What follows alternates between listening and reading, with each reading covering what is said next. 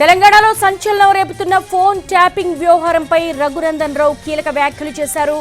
ఈడీతో విచారణ జరపాలి. అసలు ఈ ఫోన్ ట్యాపింగ్ వ్యవహారం కీలక సూత్రధారులు ఎవరు, పాత్రధారులు ఎవరు అనే తేలాలంటే ఈడీ దర్యాప్తు చేయాలంటూ రఘునందన్ డిమాండ్ చేస్తున్నారు. ఓటర్లకు డబ్బు పంచినట్టుగా రాధాకిషన్ తన విచారణలో తెలిపారు. ఇక ఫోన్ ట్యాపింగ్ వ్యవహారంపై ఈడీ దర్యాప్తు చేయాలంటూ రఘునందన్ డిమాండ్ చేస్తున్నటువంటి సందర్భాన్ని చూస్తూ ఉన్నాము.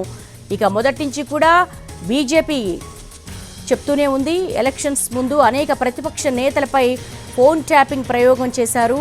దీంతో కొంతవరకు కూడా వాళ్ళకి సంబంధించిన విషయాలన్నింటినీ కూడా సేకరించారు అని చెప్పేసి కిషన్ రెడ్డి కూడా వ్యాఖ్యానించారు. రాధాకిషన్ రావుని రెండోసారి పోలీసులు మళ్ళీ కస్టడీలోకి తీసుకొని విచారణ జరుపుతున్నారు.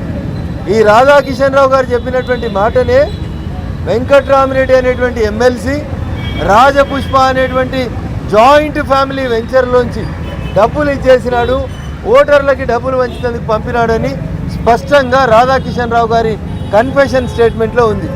కాబట్టి నేనేం రిక్వెస్ట్ చేస్తూ ఉన్నాను ఈడీనంటే, కోట్ల రూపాయలు, ఒకసారి కోటి, ఇంకోసారి కోటి, ఇంకోసారి కోటి, ఇట్లా కోట్లాది రూపాయలని తీసుకుపోయి రాజపుష్ప కంపెనీని రిప్రజెంట్ చేస్తున్నటువంటి వెంకట్రామరెడ్డి అనే అతను మనీ లాండరింగ్ పాల్పడ్డాడు.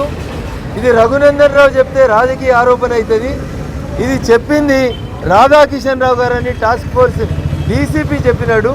కాబట్టి రాధాకిషన్ రావు గారి కన్ఫెషన్ని ఆధారంగా చేసుకొని వెంకట్రామరెడ్డి అనేటువంటి ఎమ్మెల్సీ మీద కేసు నమోదు చేసి మనీ లాండరింగ్ కేసు లోపల ఇన్వెస్టిగేషన్ ప్రారంభించాలని నేను ఈడీ జాయింట్ డైరెక్టర్ గారిని కలిసి ఈ ఆధారాలన్నీ కూడా వారికి అందజేయడం జరిగింది. కోట్లాది రూపాయలని తీసుకుపోయి రాజపుష్ప కంపెనీని రిప్రజెంట్ చేస్తున్నటువంటి వెంకట్రామరెడ్డి అనే అతను మనీ లాండరింగ్ పాల్పడ్డాడు. ఇది రఘునందన్ రావు చెప్తే రాజకీయ ఆరోపణ అవుతుంది. ఇది చెప్పింది రాధాకిషన్ రావు గారని టాస్క్ ఫోర్స్ డీసీపీ చెప్పినాడు.